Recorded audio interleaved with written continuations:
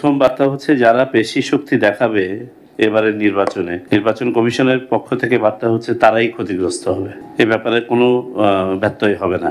দ্বিতীয়ত হচ্ছে যারা অপপ্রচার ছড়াবে তারাই ক্ষতিগ্রস্ত হবে, কতটুকু হবে আমরা জানি না, তবে তারাই ক্ষতিগ্রস্ত হবে। এবং তৃতীয় বার্তা হচ্ছে যেসব কর্মকর্তা সামান্যতম পক্ষপাত দুষ্ট আচরণ করার চেষ্টা করবে সে বা তারা ক্ষতিগ্রস্ত হবে।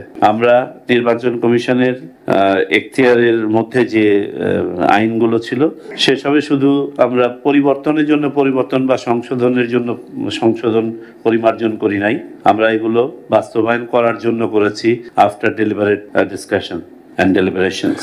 তো এটা আপনাদেরকে আমরা আশ্বস্ত করতে চাই।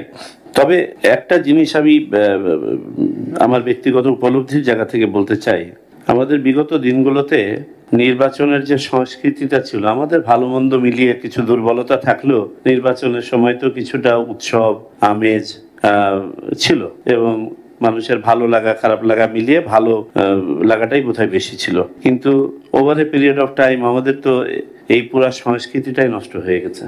দুঃখজনক হলেও সত্য, মানুষজন নির্বাচন বিমুখ হয়েছে, নির্বাচনের নামে বিভিন্ন ধরনের অপকর্ম হয়েছে। ফলশ্রুতিতে আমরা এখন সামনে যে জনগোষ্ঠীটাকে অ্যাটলিস্ট আমাদের ইয়াং জেনারেশন দেখে অভ্যস্ত, তারা হয় জোরপূর্বক কেন্দ্র দখল করা, না হয় সিল মারা, না হয় কোনো আয়োজনে দাঁড়িয়ে প্রকাশ্যে বলা এই মার্কা এবং এই দল ছাড়া আর কারো নির্বাচনে আসার দরকার নাই।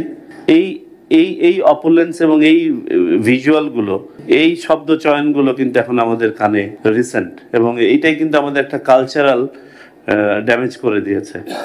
আমাদেরকে এখন এটাকে আনডু করতে হবে, আনডু করে ভালো জায়গায় নিয়ে যেতে হবে, এবং এটা আমাদের একটা কালেকটিভ রেসপন্সিবিলিটি। আমি তাহমিদ আপার সাথে একমত পোষণ করে বলছি, it is a collective responsibility. যদি আমরা করতে না পারি তাহলে আমাদের ক্ষতিটা খুব বড় আকারের হয়ে যাবে, as a nation and as a country খুব বড় ক্ষতি হয়ে যাবে।